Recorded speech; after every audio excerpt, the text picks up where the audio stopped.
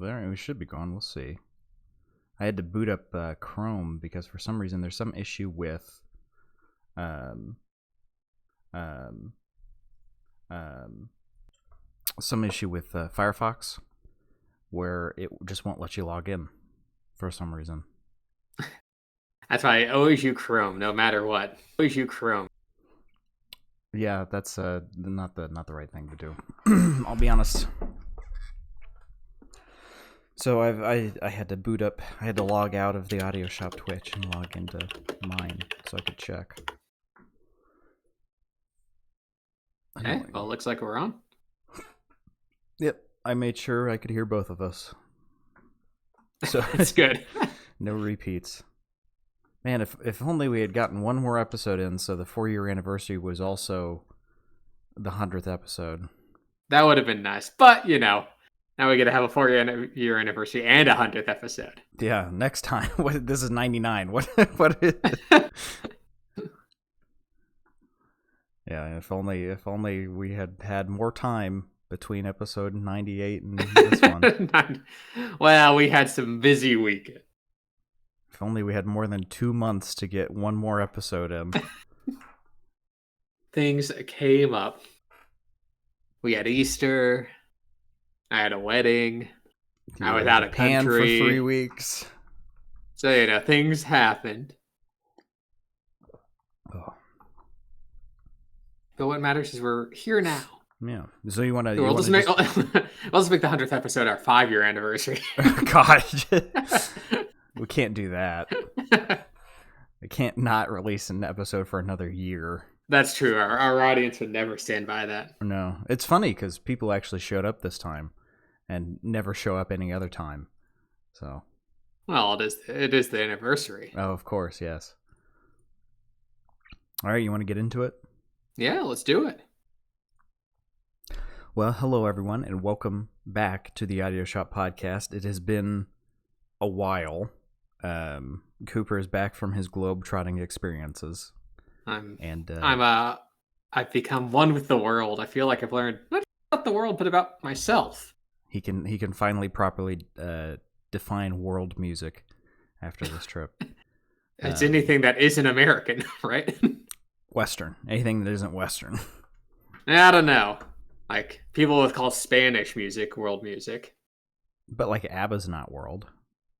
It's in English.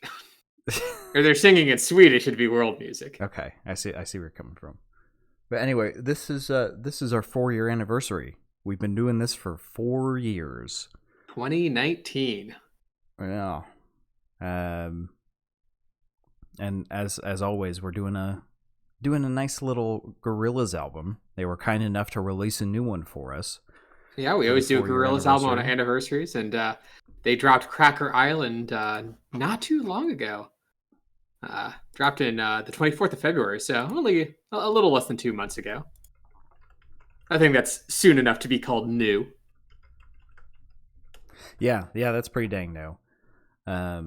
It would have been nice to get to it sooner, but it also lined up well that it's the anniversary, so what can you do? You gotta take what you can take. Yeah. And we already know what the 5 year is going to be. I've had that planned for the last 3 years. Luckily, we know exactly when it's going to happen. That's the glory of anniversaries. Yeah. If only we could plan a little bit better, but we'll see. Here, look, we'll just try to have our 200th episode by the 5-year anniversary. Yeah. How about that? Is that more reasonable? That makes a lot of sense, yeah. We'd have to do a couple... It's only about 2 episodes a week. We struggled to do one, Cooper. One a month. Yeah. But anyway, yeah, Cracker Island. And you want to give us the very brief history, Cooper, since we've spoken about these guys many, many, many times. We've talked about Gorillaz more than we need to. So obviously, British virtual band founded back in 1998 by Damon Albarn and Jamie Hewlett. Obviously, it's a virtual band, so you got your virtual members of 2D, Murdoch, Noodle, and Russell. A bunch of different genres: hip hop, electronica, orchestral rock. Bunch of different rewards. 200 million records. We don't have to get into all that. What we can get into is the history on Cracker Island. which is the band's 8th studio album. So released, like I said, back on February 24th of 2023. It's a collab album, as many of the Gorillaz albums are. Yeah, I mean, it's their newest album, so it reached number 1 in UK, which actually the first number 1 in UK since Demon Days for them. Which just blows my mind. Yeah, which I find very surprising. Not Plastic Beach. Yeah. Not Song Machine. Well, I keep seeing I get a YouTube pop up that is it's the cover of Plastic Beach, and it always says the album that almost killed the Gorillaz. And I'm like, oh, maybe I'll listen to it at some point. It's a great album. Wait, have you not listened to Plastic Beach? No, the video, Cooper. The video. Oh, the video. Cooper, we talked about Carmen has yelled at us for how much we sing Super Fast Jellyfish in the car. That's why I was surprised. We've reviewed it. He's been pretending this entire time. I've actually never listened to a single Gorillaz album. I've just been faking it, and you've been buying it. Wow, extremely gullible. No, but yeah, this is their 8th album, just released. And yeah, beyond that, I mean, like I said, we've talked about Gorillaz, their history, more than enough. So I think we can just jump right into it here. Jump right into track number 1. Yes, track number 1, the titular track, Cracker Island, featuring Thundercat. It is also the top single. Yes, their lead single. This was the first one released. And when it came out, I was very excited. It released all the way back in June of 2022. Yeah. Yeah, so when the album finally came out, I was like, oh, wait, it wasn't out yet? Because they released the single such a long time ago. Yeah, like 8 months in advance. But yeah, it's here as the opening track on the title which shares its name. Yeah, it's I know I talked about this in the spare tire section of our last show 87 years ago, but I'm a really big fan of this one. It's simple. I will say it's a bit simple. You know, it's a little short, but it doesn't overstay its welcome. It goes a bit harder than we saw in Song Machine and the Now Now. I would say this kind of calls back a little bit to their more grungy side. The electronica is a little dirty. I think a lot of its personality derives from the Thundercat feature. Yeah. Obviously, not only his kind of trademark falsetto vocals that he always does, but also kind of the bass production on the song as well. That bass line kind of pops off of the electronica here. Yes, the bass is so funky. It is fantastic. Which is basically any given Thundercat song. That man likes his funky bass. I swear we've had this conversation, but I'll say it again. I'll go listen to his stuff. I didn't last time. We had this conversation. Listen to the album Drunk by him. Okay. I think you'll quite enjoy it, especially if you like a good bass line. Mm-hmm. Yeah. Yeah, bass is one of the best parts of this song. Because there's not with the 2D's vocals, there's not a whole lot going on. They're looping a little bit, but it's nice. And this is definitely the singles, I feel, pull you in a bit more with the music videos, because they always have the animated music videos. And in the music video, I really like the whenever they get to taught them how to be a cult. Whenever they say cult, they get like occult things popping up on the screen for a split second. A very, very nice touch. The whole album has like this kind of occultish underpinning. Mm-hmm. Well, not that I know what particular message they're saying there. I think they're anti-cult mostly. Yes. Well, we'll get to that when we get to Silent Running. Yeah, but I think a very strong opening. Yes, it's very bouncy, pleasing to the ears. And, we're talking about cults here, so it makes sense to bring back, the occult, like maybe a ghost, say, Del the Funky Homo Sapien. Del. Not ringing any bells there. All right. Yeah, just me. Oh, wait, are you talking about Del the Funky Homo Sapien? Yeah, yeah, that one. Yeah. Who is actually... on one of the songs on Cracker Island, but only on the deluxe edition. Oh, for fuck's sake! I guess I got to go find that now. On the song Captain Chicken, which is a goofy song. Oh, well, that means I'm gonna love it. Well, it's an interesting song. That's the first song he's been back since the first album, right? Oh yeah, because I don't think he was on any of their other albums. He's not been back since. Even though in Clint Eastwood, he specifically says, "I'll be sticking around," and then he is never seen again. So he's not on this album. I should note that we're reviewing just the regular standard release, not the deluxe edition. But Dell is on the deluxe edition, but he didn't make the cut for the final edition, unfortunately. Wow, that's color me surprised. To be fair, once you listen to it, you'll be like, okay, I can kind of see why this is a deluxe song. But yeah, then we can move on to track number 2 then. Yes. Oil, featuring Stevie Nicks. Cyrus, Stevie Nicks. What? Don't you think Miley Cyrus sounds a lot like Stevie Nicks? I mean, maybe younger Stevie Nicks. Yeah. This Stevie Nicks really has a little bit more age to her voice.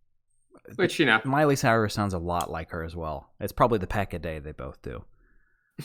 Well, Stevie Nicks is in her 70s, so... That too. I think it's hard to keep away from your voice aging once you reach your 70s. Oh, she sounds fantastic. Just the first time I heard it, I was like, man, that sounds a lot like Miley Cyrus. This is like maybe an aged-up Miley Cyrus, I can kind of see. Just a very similar singing style, I thought. Yeah, age gets us all. I mean, not everyone's immune to it. Mm-hmm.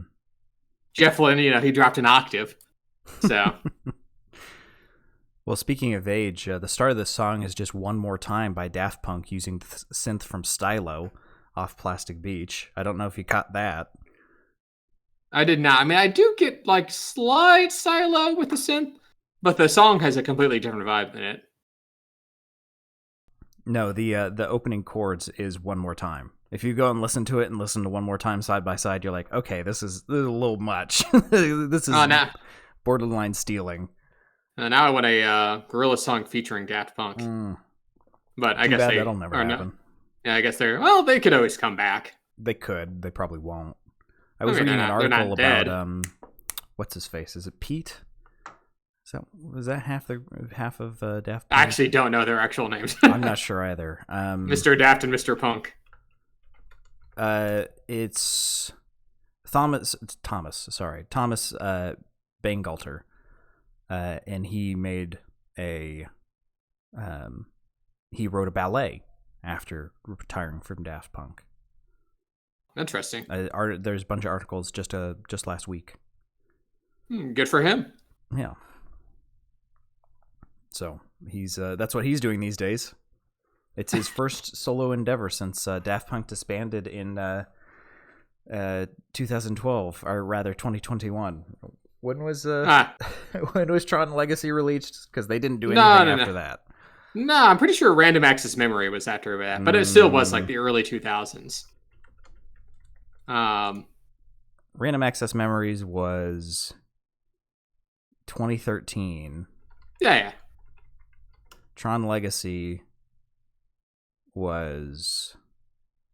Oh, come on. Tell me when it was released. Oh, 2010. Okay, I was wrong. Yeah. I didn't realize Random Access Memories came out after that.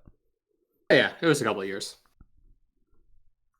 It was they remastered and re-released the album. That's what it was for Legacy. And that's why that was the last thing they did. The reissue. Yeah, and that was like 2015. And then they didn't do anything for 6 years. Yeah, well, each their own, I suppose. Yeah. Anyway, Gorillaz. But back to Oil. Yeah, it's got kind of like a vocal pairing between Damon and Stevie here. Which I'm not sure how well their vocals mixed together. I like it. Quite honestly. I'm not 100% crazy by the unisons here. Mm-hmm. Because they both kind of inhabit the same vocal range. Yeah, I think I like it. It's interesting. My biggest gripe is we had Cracker Island, and now we're back to the laid back style of the Now Now and Song Machine. I was like, oh, come on. Like, you can't have that hard of a song to begin with and then just the Now Now. Like, at least they don't go super far. I did like the Now Now, though. It is good, but it's no, like, I don't want every song to be Idaho, you know? Idaho, Idaho. It's a great song. But sometimes you want hard Gorillaz, right? You can't always have soft Gorillaz. That's true. This one's definitely on the softer side. Mm-hmm. It's got some more energetic, like, synth and some percussion in the background. Yeah. And it breaks open a little bit, but, you know. The ending kind of ends. It just drops. It doesn't really feel like a proper ending to the song. Yeah, it just kind of fades. But I guess it's as appropriate as anything. Yeah.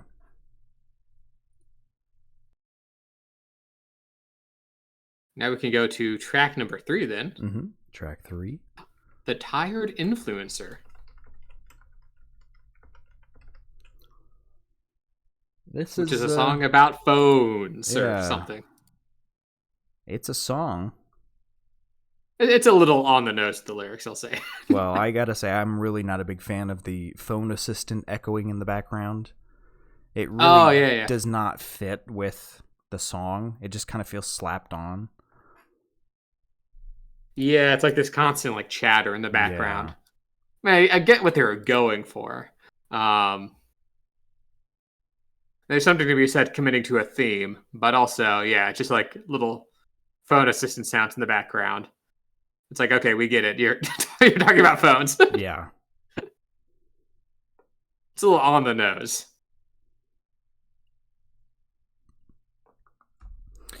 Yeah, it doesn't it doesn't bring a ton to the table either. Like, sure, the phone assistant thing is annoying, but the beat isn't very memorable, and there's not really anything going on. Yeah, a little woozy. It's got like a little drum beat going on. You know, a little bit of synth going in and out, but I like the karimba. I think it's a karimba that kind of like floats in the background, mm-hmm. but not that much focus is given on it. Yeah, it feels very empty. Maybe that's like what they were going for, man. Yeah, but just because I told you it was going to be terrible doesn't mean it's excusable, you know? I pooped my pants on purpose, so you can't make fun of me for it. You are the fool because I did this purposefully. No, yeah, I mean it's like a little woozy, like I guess low key song, but there's not too much to go off of it from there. Mm-hmm. Quite honestly. Yeah, it's just kind of there. Which for the third song on an album, maybe don't do that. But jumping to track number 4, if you're ready, Coop. Yeah, track number 4, Silent Running. Featuring their second single. Actually, there's their last single. They had 5 singles from this. 5 singles from the. But it's also spaced off over the course of like 8 months. So 5 singles from a 10-track album. Come on. But featuring Adela Omateo, who, if you recall, was also featured on their previous album with on Song Machine. I don't remember any song off that album but Désolé. You don't remember any song off the album besides Désolé? No, I don't. That's not one I go back and listen to, really. Oh, I really like Song Machine. It also makes me surprised because she's the one featured on Désolé. Wait, sorry, that's someone else. Yes. I completely got them mixed around. Yeah, I was going to say. Never mind.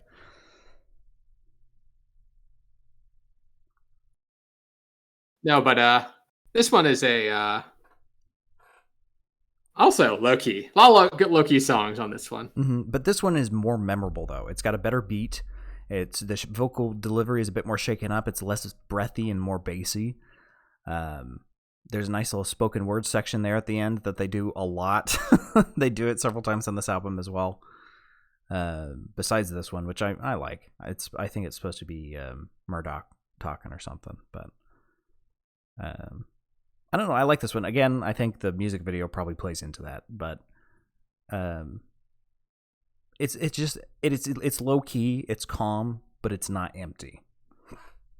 It's definitely got it's got a nice little bass line thing that it repeats. That's a little funky and loops in on itself.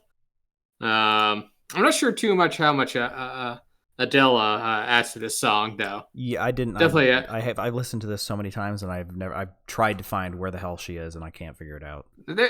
He's kind of in the background of like I like some of the vocal refrains, but certainly not up front and center like some of the other features on this album. Oh, it's a guy?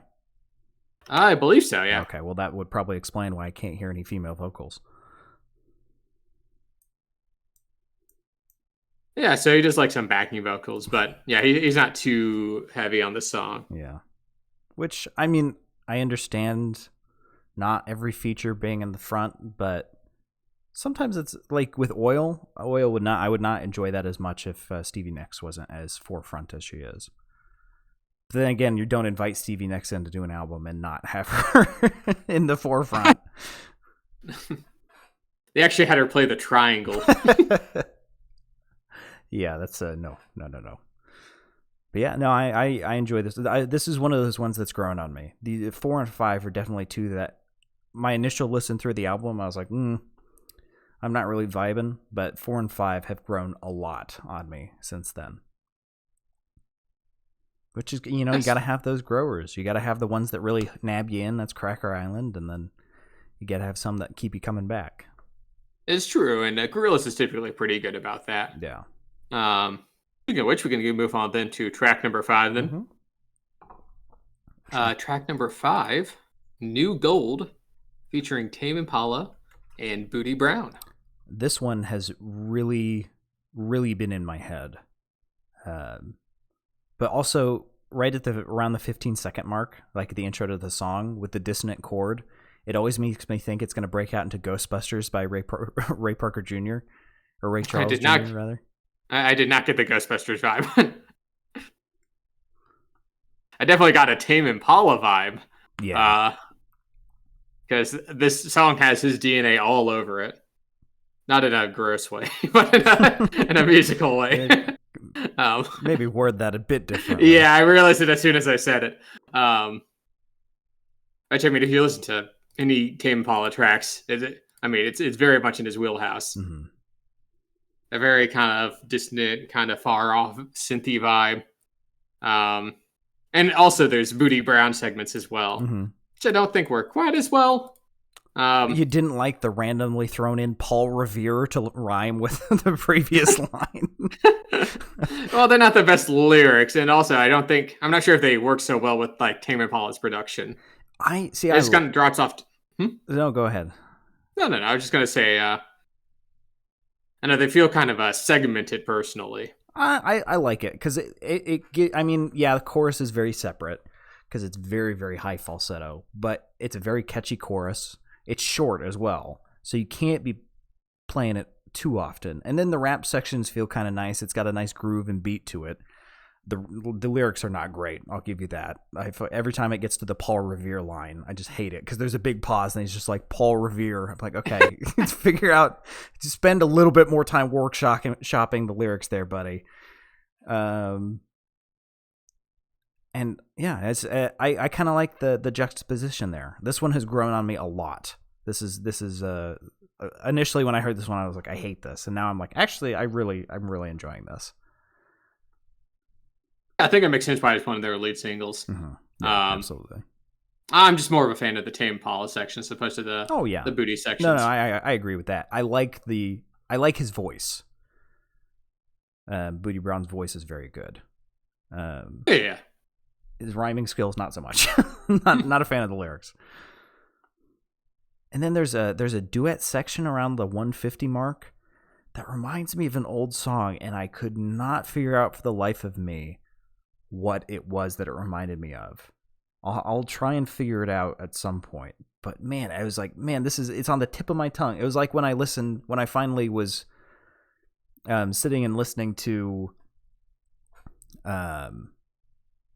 Oil. I was at work and I was like, okay, I'm gonna do some stuff. Let me pop up Cracker Island. I'm going to listen to it some more. And I got to Oil, and I'm like, hold on. That's One More Time. And I went and listened to One More Time. I was like, oh my God, yeah, that's the same. And I just haven't had the time to process whatever the heck the... Well, Sam, they say all art is plagiarism, so... Oh no, yeah, but it's just bugging me that I can't remember, because it's the duet chord is reminding me of something else, and I can't remember what it is. But I'll try. I'll just sit and stare at a wall with that on loop until I lose my mind. Maybe we should do a Tame Impala album sometime. I'd be down. If this song is anything to base it on, I think I'd like it. It very much is. This is a very Tame Impala song. It's I quite enjoy this song. Huh? How about we go then to track number 6, Baby Queen.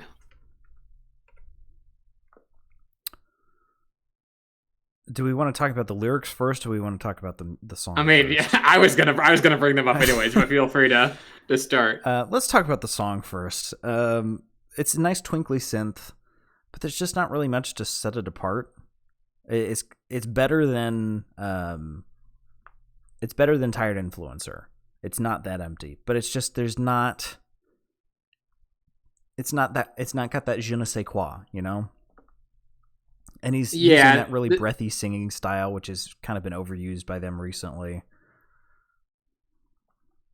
Yeah, it's definitely a B-side song. Yeah. It's like you can kind of see what they're doing, but it's a little underbaked, a little soft in the middle. This is not what I would put as the first track of the B-sides, I'll tell you that. All right, certainly not a single. I mean, it's got like the production, it's kind of twinkling in the background.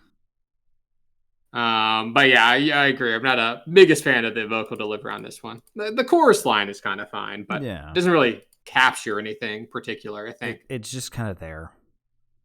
But going to the lyrics, why is he dreaming about a baby? So this is the background of the song, because I looked it up. It's like, what is he talking about? So Damon Albarn, right? He's also in a band called Blur. Okay. That sounds which they have some good songs too.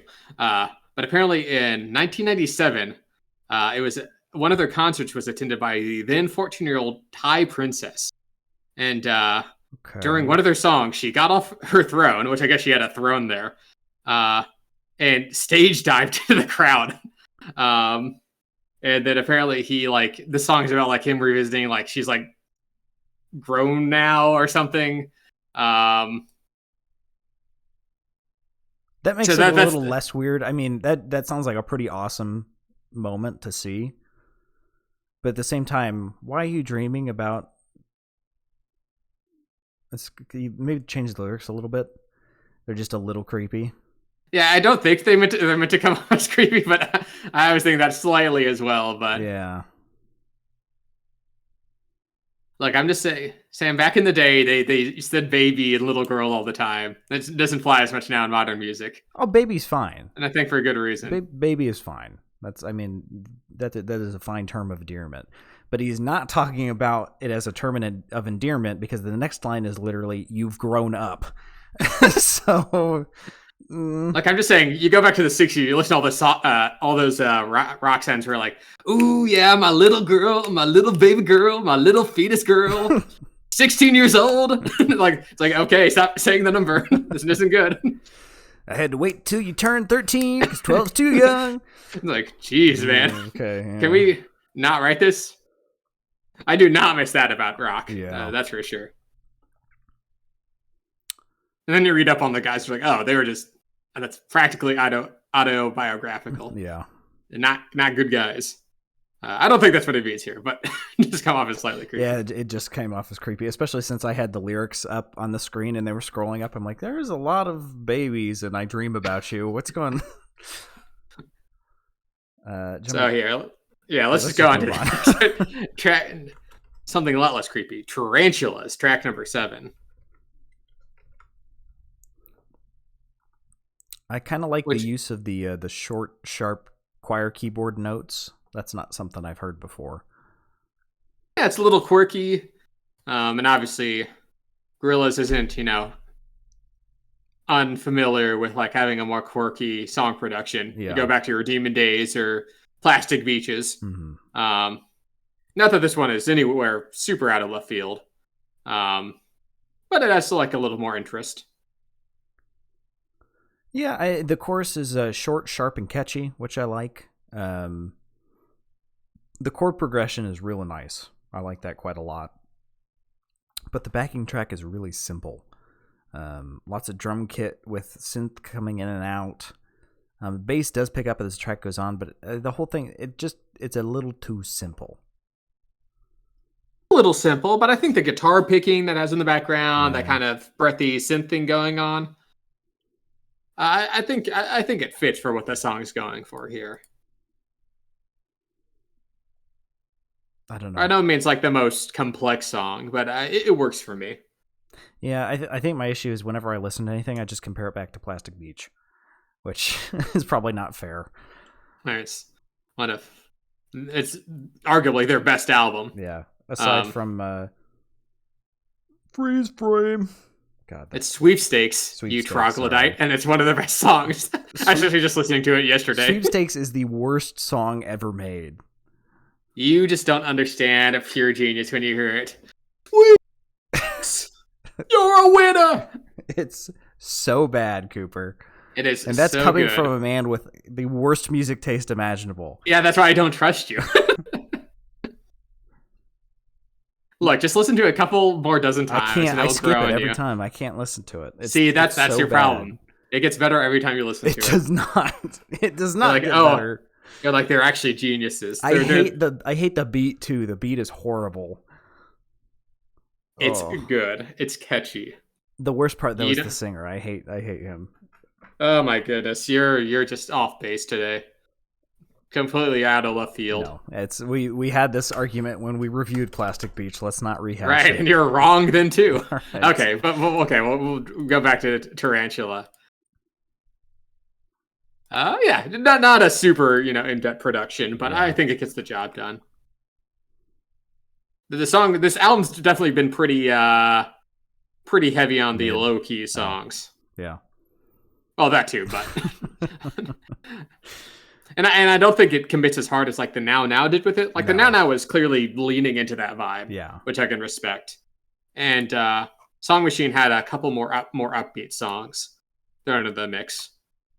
This one is kind of like it's like that because it's like that. Yeah. Jump into track 8 if you're ready. Track number 8, Tormenta, featuring Bad Bunny.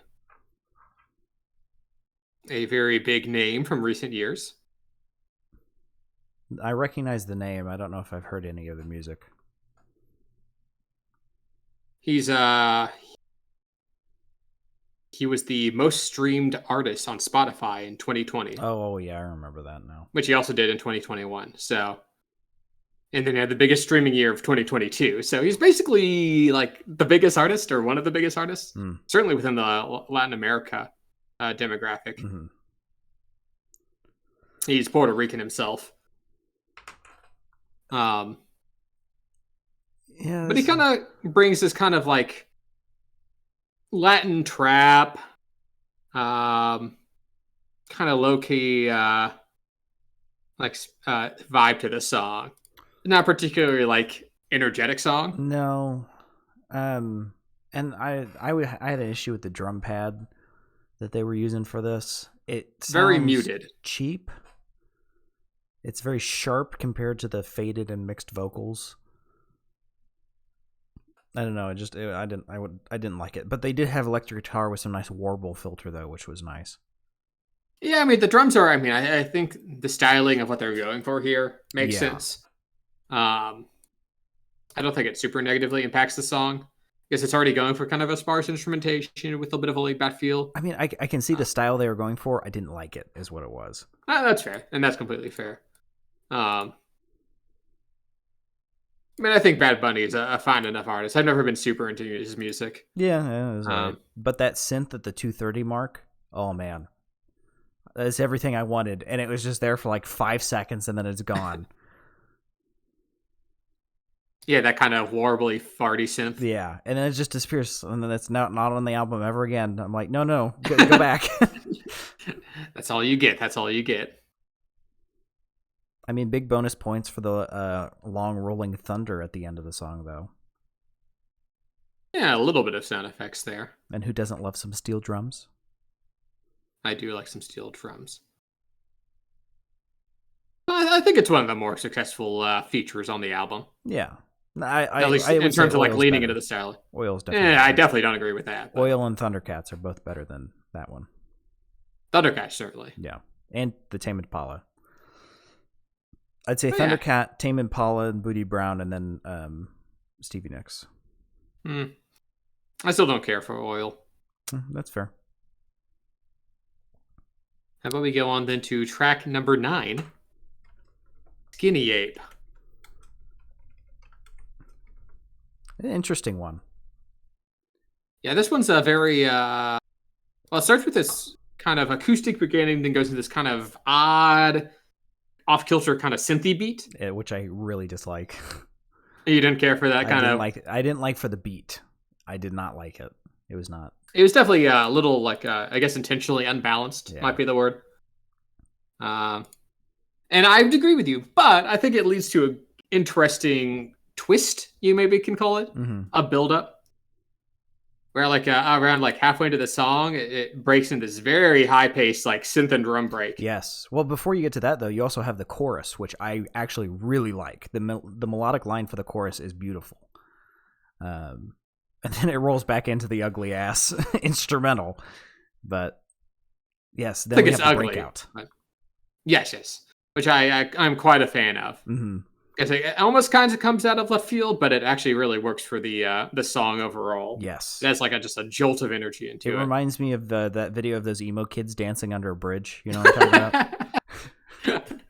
It's not quite. I know what you're talking about. It's not quite that sad. No. But I think of the dance. You know that. Yeah, but it's the most energy on this album besides like Cracker Island. Yeah. This is the second to last song. But riddle me this. How can they be both gorillas and apes? Aren't those different things? You have some explaining to do, Damon. People don't care about etymology. Also, Damon, don't think I didn't notice that you have an album called Demon Days and you didn't name it Damon Days. You coward. But yeah, no, I love the fast sections of the song. And the fact that it goes back to the faster style as well, honestly, saves the song for me. I like the song a lot more because of it. Yeah, I think it's a good instrumental switch up that really benefits the song. Yes. Yeah. While I really do not like that simple synth instrumental early on, I'll suffer through it to get to the end. I think it leads to the expectation, that leads to a nice little twist, right? Yes. Yeah. And then at the very end, it cuts back and has a really low-key vocal-only outro with a tiny bit of soft keyboard. I really like that. Felt like a nice little, all comes back together. Yeah. Yeah, that was very quality. Well-crafted song there. And then finally to the last song of the album, Possession Island, featuring Beck. Surprisingly, not featuring Del the Hunky from Sapien. Whoa, some of that little Freudian slip there, huh? No, but it has some beautiful grand piano over some acoustic guitar. We get some vibraphone, really great harmonies in the vocal line. It's a good song. Pretty nice. I mean, I'm not gonna say it's my favorite. I mean, I like the acoustic. I like the piano. A little disappointed on the Beck feature, frankly. Yeah. I mean, they do the thing kind of like with the Nicki song. Stevie Nicks. I combined Stevie with the Nicks into Nicki. On the Stevie song, where they just kind of sing in unison. Mm-hmm. Which I don't think has much like super big interplay. Yeah. Because I mean, they had a Beck feature on their last album, right? In the song Valley of the Pagans, and I really dig that song. Mm-hmm. And this one just doesn't quite hit the same there. I mean, it's pretty. Yeah. I was listening to more of the instrumental side of this one, because it has that weird style shift to like the Spanish with the trumpet and guitar, and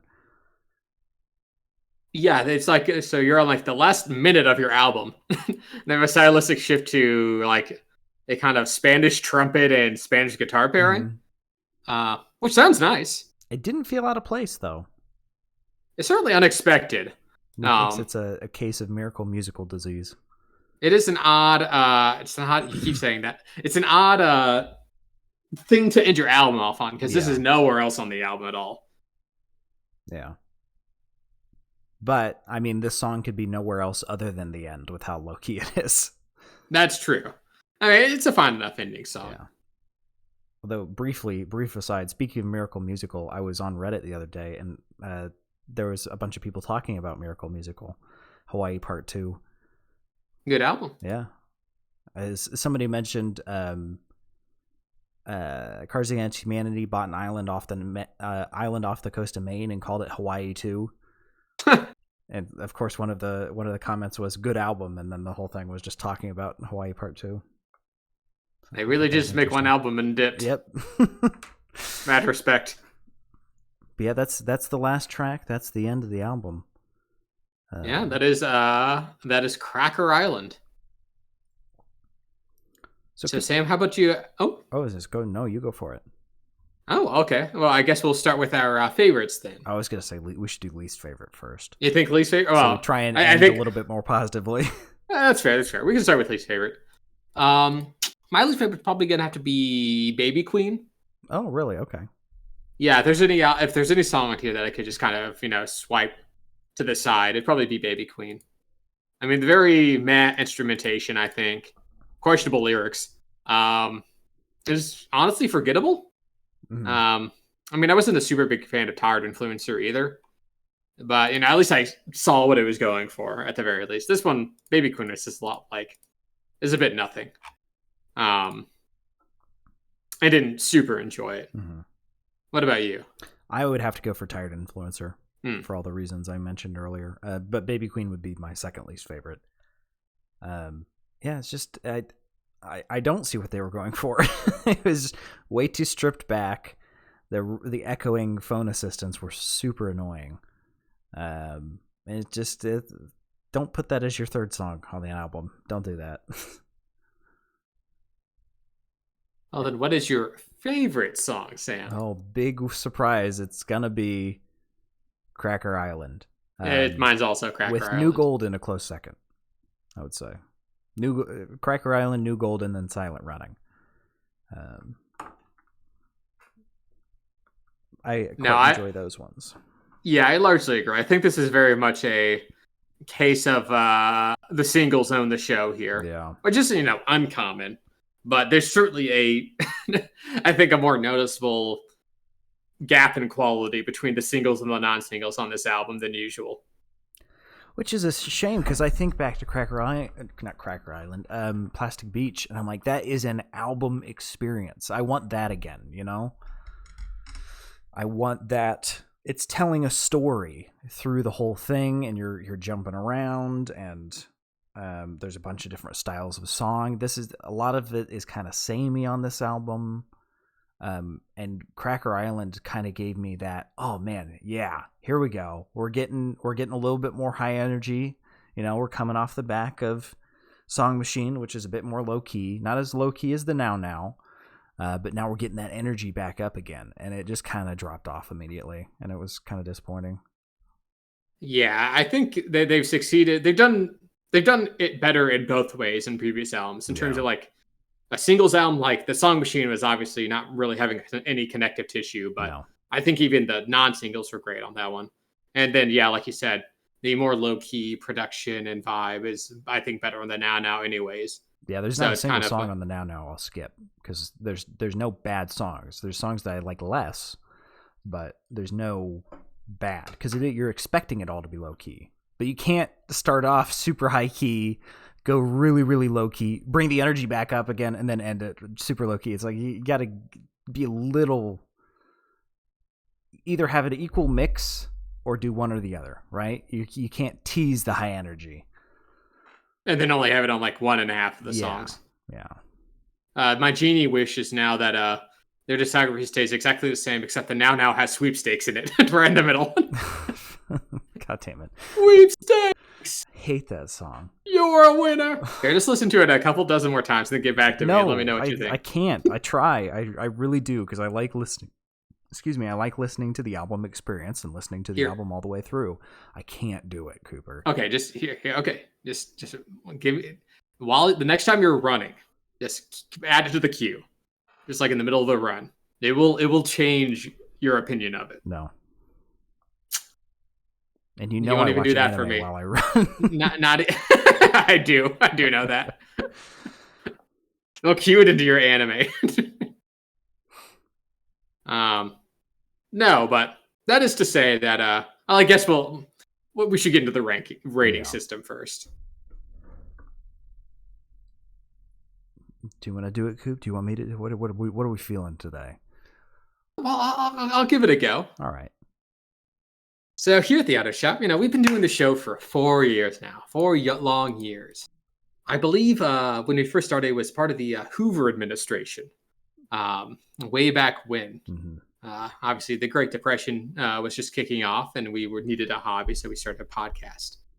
And Henry Ford had just come out with these new contraptions, these automobiles, and we felt inclined to make a podcast based around that. Obviously, they invented cars to have something to do while you're listening to your podcasts. Yes. So these two formats go and listen to stuff. Yeah, I'd rather be moving and listening to stuff. So obviously these go hand in hand, and as such, we made a car themed podcast about music. About music. So at the tip top, you've got your showroom. This is the cream of the crop, the best of the best. The stuff you always want to have on in the background. Well, all the way at the bottom, you have your scrapyard, your bottom of the barrel. Ooh, yuck. Get it away from me. Absolute turds of albums. And then like new fixer-upper used to rental in the middle. We might give it a high or low depending on our feeling that day. So with all that said, Sam, what would you rate this album?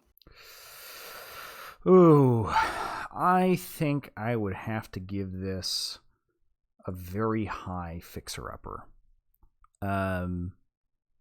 I don't think I could in good faith say sit down and listen to the album. I would say listen to the singles, since that's half the album, and it's the good half of the album. But I just don't feel like it's really bringing enough to the table, Like it's suffering from success. I know what they're capable of, and this ain't it.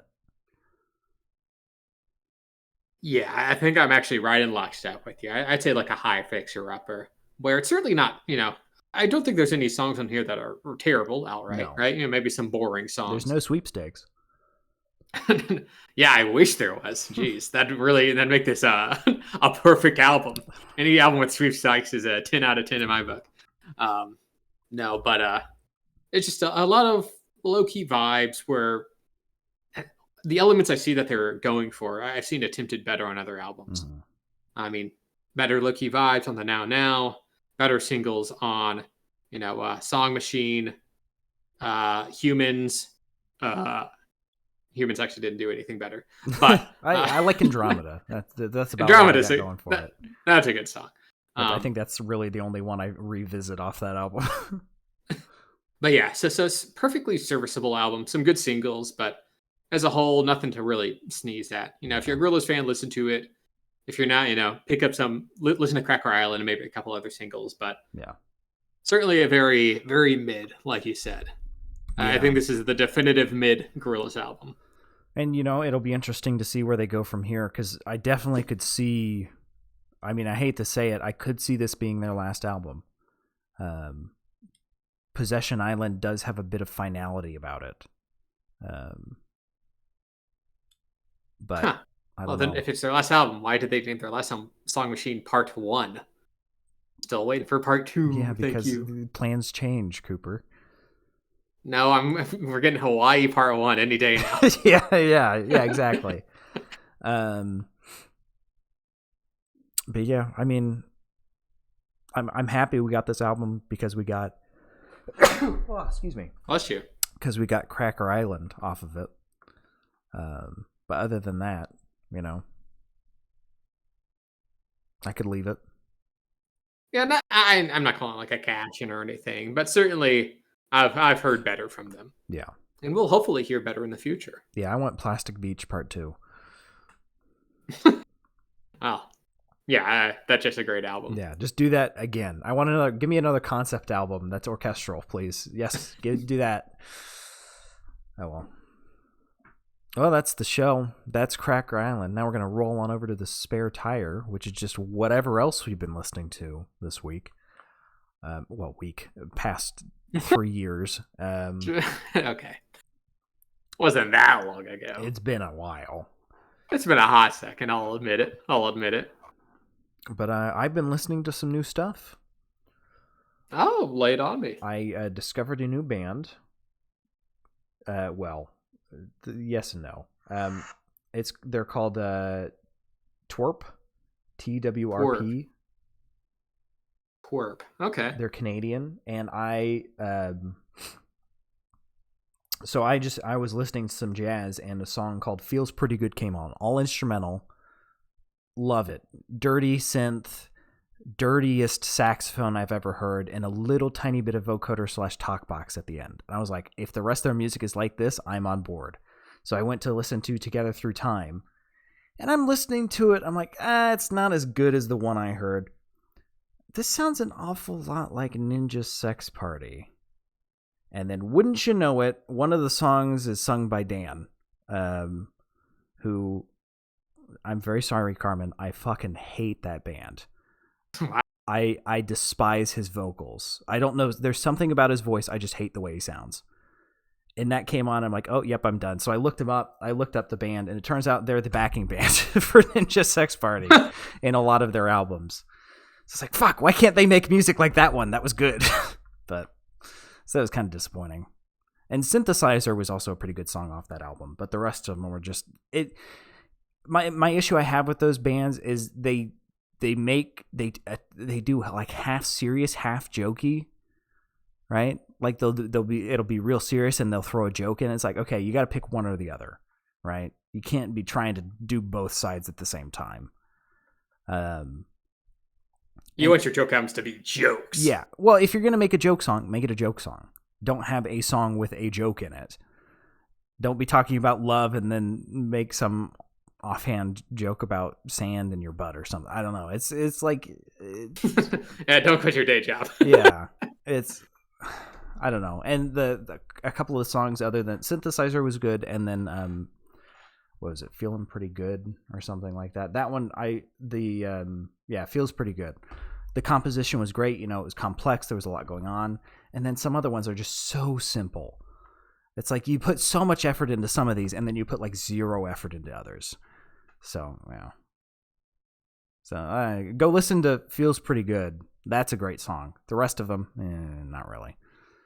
So I'm not going to listen to any more. I'll tell you though, their top song by a wide margin is the one that Dan sings, which I thought was the worst song on the album. So. Oh, you're not a fan of his voice. No, so I really sense. dislike his voice. There's just something about it. I don't know what it is, but I really hate it. Well, sometimes you give a band a try and it just doesn't stick. Yeah. I've certainly been there. I've listened to a song like, oh, I want to hear more of this band, and then none of their other stuff's anywhere close as good. Yeah. You're like, oh, which it really sucks because Feels Pretty Good is. Oh, I was like, oh, it's like Tom Cardy if Tom Cardy didn't write joke songs. No, it's not. So, oh well. That was really all new I listened to. Hey, well, nice. I've been listening to a little new stuff. There's been some good new albums that came out recently. JPEG Mafia and Danny Brown just released a collab album, Scare and the Hose, which is actually pretty excellent. Quite a fun one there. Benny Singh just released a new album called Young Hearts, which actually knows someone who did some of the guitar work on that album, so that's pretty fun. Lana Del Rey just released a new album that I actually really liked. I'm not usually a super big Lana fan, but I think she actually does pretty great on this album from a singer-songwriter point of view. And then what else? Listening to some Pharoah Sanders, if you're going for some jazz. 100 Gex just released a new album. Goofy music, hyper pop, but I can't say I did not like it. The song "Frog on the Floor" is the song of the millennium. It's not a metaphor. It's about a frog that they find on the floor. Everyone's freaking out about it. And Daniel Caesar just released a new album, Never Enough, which I actually really enjoyed. From kind of a sweet, kind of a lovesick kind of album. I thought it was extremely enjoyable. Honestly, I think there's been a good batch of fresh albums coming off of some artists that I like these past few weeks. I forgot I've also been on a bit of a Steve Miller Band kick, so I've been going through their stuff. Good old Steve, Mr. Miller. Mm-hmm. Did we? I don't think we mentioned on here because I've also been on a YMO kick again. Sakamoto passed away, right? Yes. Ryuichi Sakamoto. Actually, I was reading about that right as I was coming back from Japan, which was extremely disheartening. Yeah. Obviously, we reviewed his album 1996 previously. Which I wasn't a fan of and got reamed in the comments for, which very fair. I wasn't in the mood for it, and I was unfairly harsh to it. Then you were wrong. So, yeah. I mean, I've listened to all his solo stuff, and great composer. Some of his piano work is just magnificent. And not even to mention his work on with YMO. I mean, it's 1/3 of the band. Yeah. So yeah, really set passing there. But the guy was putting out albums right till the end, so have to respect that. Yeah, we should do another one of his at some point. Honestly, I'd be completely down. Or another YMO album overall. Yeah, I'm down for more YMO too. Right. Well, I think that's about it. Yeah. Thank you for listening. If you've liked what you've heard for some reason, you can scroll down on Twitch. There's the picture of Jeff Lynne. He's got the fake afro and the aviators. That'll take you to YouTube, where almost all the past episodes are. And if you're on YouTube, you go to the comments. That'll take you to Twitch. You can watch live Sundays, usually at 8 p.m. Eastern. Hopefully, we'll be a bit more consistent from here on out for a little bit, at least. And then what about Twitter, Cooper? Is that still a thing? I haven't checked. Twitter does still exist. And you can follow us at Audio Shop Pod. That's POD at Twitter. We'll let you know what we're listening to and when we're listening to it. It might be time to start trying to find what the next platform is going to be, because both NPR and PBS have left Twitter permanently, as far as I read. Yeah, we'll ride the wave till turning a bit more something into else better Parler goes than Twitter. So we'll see, I guess. But yeah, I assume will you be around next weekend, Cooper? I will. All right. Well, that'll be 100th episode then. I guess maybe we should do something special, or we can just treat it as any other since we just did the 4-year. But we'll figure something out. Yeah, we can talk later. But anyway, thank you guys so much for listening, and we will see you next time. See you later, shoppies. See you.